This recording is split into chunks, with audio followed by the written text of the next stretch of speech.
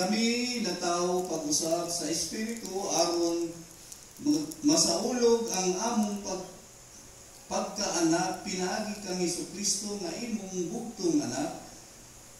Hikapa ang among mga kasing-kasing nga mutubo sa mga saad sa kinabuhi ug himua kining timaan sa imong gugma ngadto sa tanang katawhan.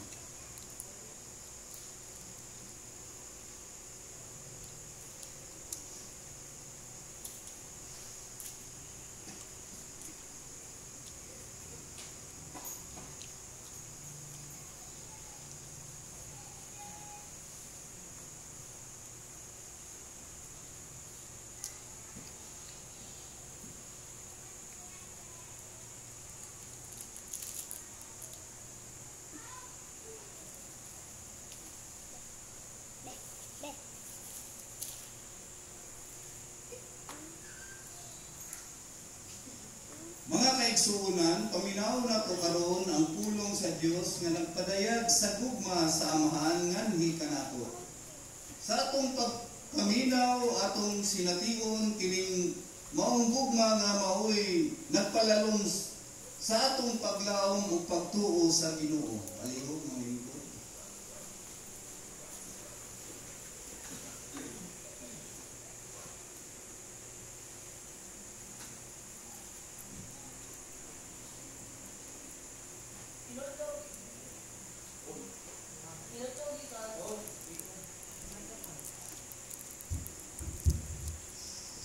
Kinudlong ikan sa basahon sa kinaatman. Katong gabi-una kaniadto daan ng nailas sa among mga ginikanan aron sa ilang pagkasayon. Sa unsang mga panupa sila mapanuog, magkabaton sila kaiso. Kaya nagpaabot ang imong lungsod sa kaluwasan sa mga magtarong o sa kalaglagan. Sa ilang mga kaaway, kay sa imong paghampa sa among mga kabatok dinhi niini. Imong ipadako kami nga imong gitawag. Kay sa tako ang mga balaang anak sa mga maayo naghalad og sakripisyo ug naiusa sila paghanay sa balaod sa katarungan. Ang pulong sa Ginoo. Salamat sa Diyos.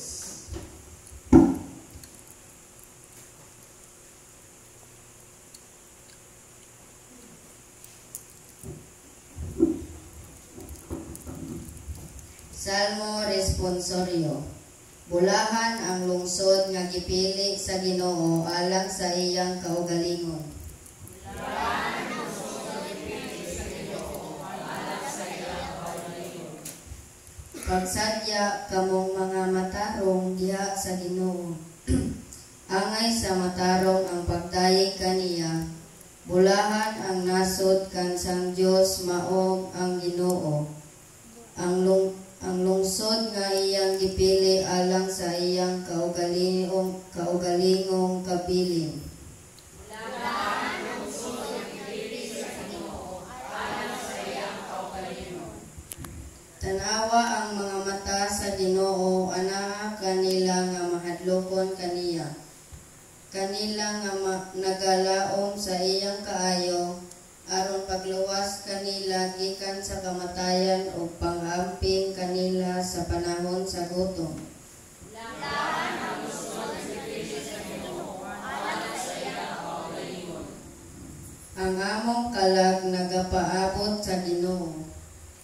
Nga mao ang among hinabang o among panalipod. Maania unta kanamo o Ginoo ang imong kaluoy kami nga nagalaom kanimo.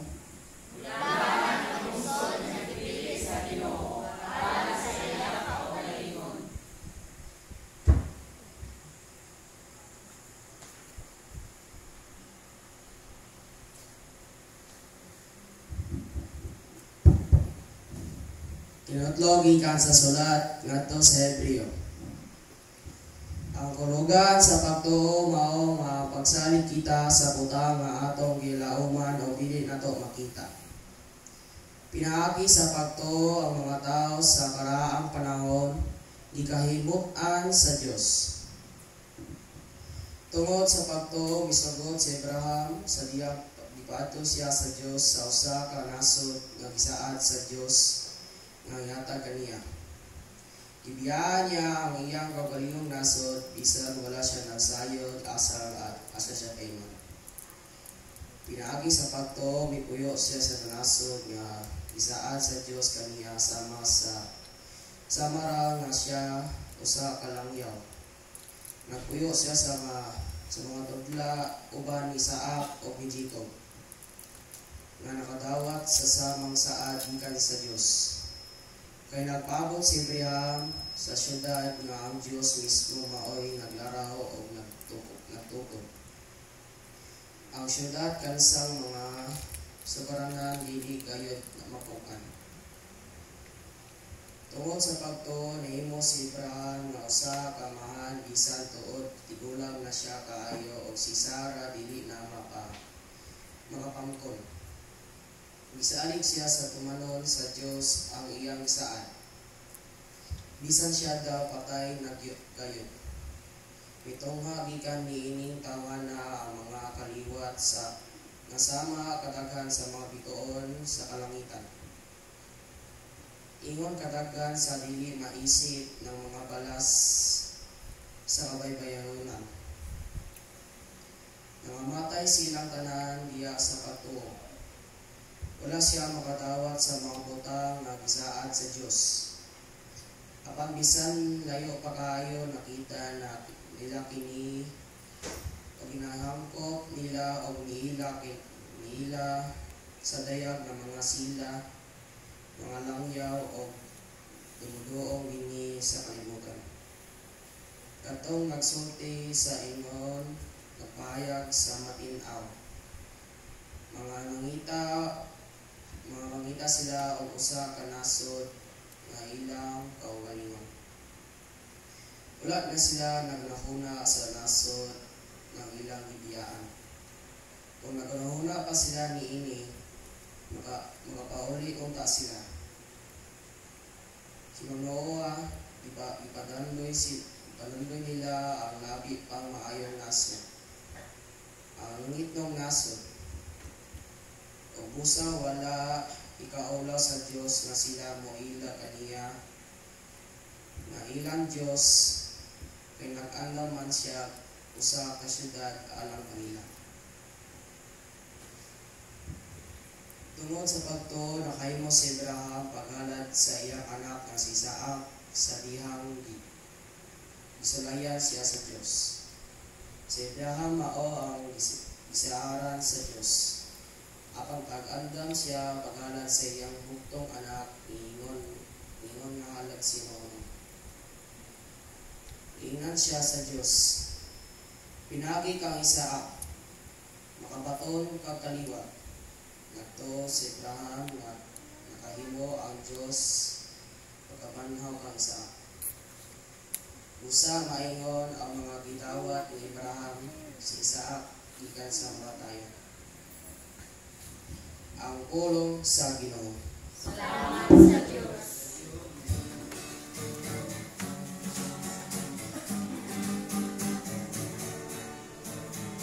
Hallelujah.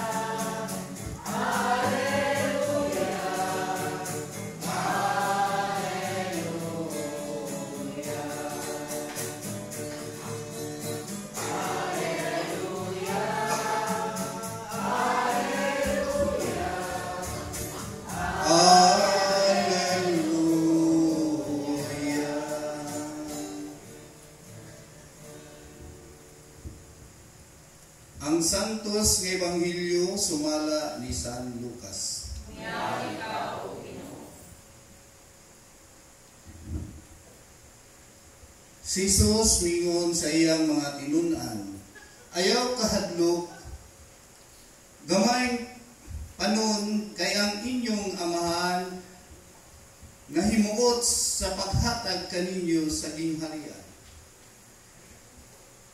Ibaligya ang tanan ninyong katigayunan o ihatag ang halin ngadto sa mga kabus.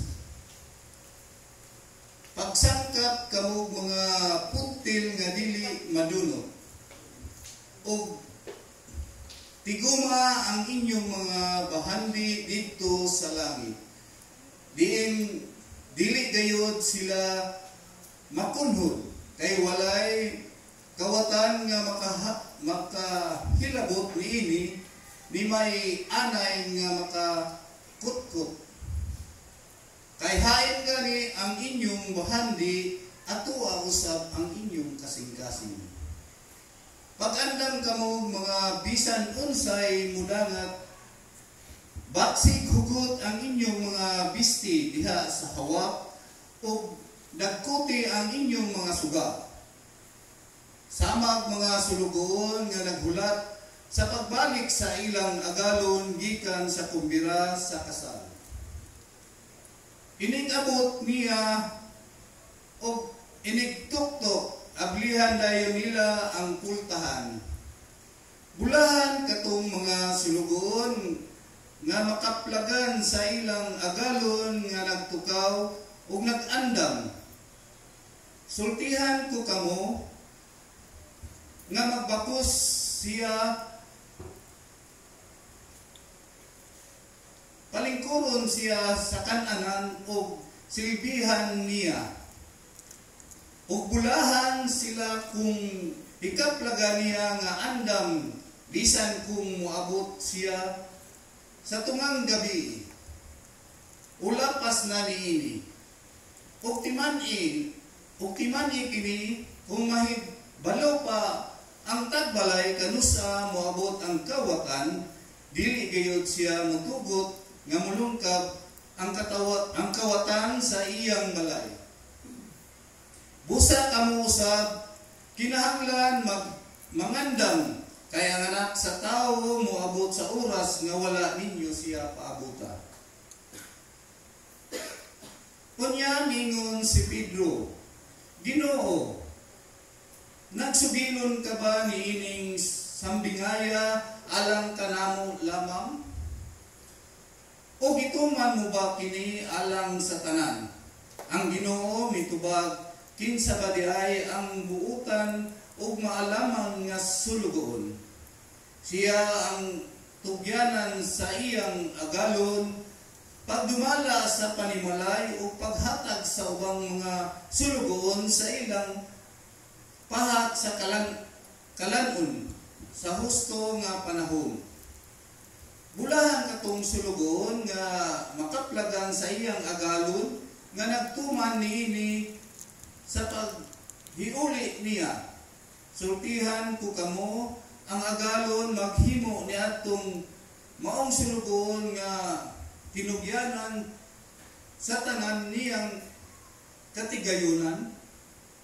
Apan kung katong maong sulugoon moingon sa iyang kaugalingon, dugay pa moabot ang akong agalon ug unya musugod siya pamunal sa kauban niyang mga sulugoon nga lalaki ug babaye. Ug magpalabig kaon ug inom ug maghubog-hubog. Ug unya mahibalik ang agalon usa ni anak adlaw nga ang sulugoon wala magpaabot kaniya. Ug sa panahon nga wala niya hibaloy. Tagud-taguron siya sa iyang agalon ug pahiaguman sa dangatan sa ubang ligoy nga sulugoon. Ang sulugoon nga nasayod unsa ang buot ipabuhat kaniya sa iyang agalon apan dili magandam ug dili magtuman sa buhat silutan sa daghang latos apan ang sulugon nga wala masayod unsa ang gusto sa iyang agalon o makabuhat og butang nga tungod niini angay siyang latuson. Silutan sa diriyot nga latos ang tao nga gihatagan daghan manilag daghan apan ang gihatagag daghan pagayod paninglan usab ug mas daghan pa ang pulong sa Ginoo.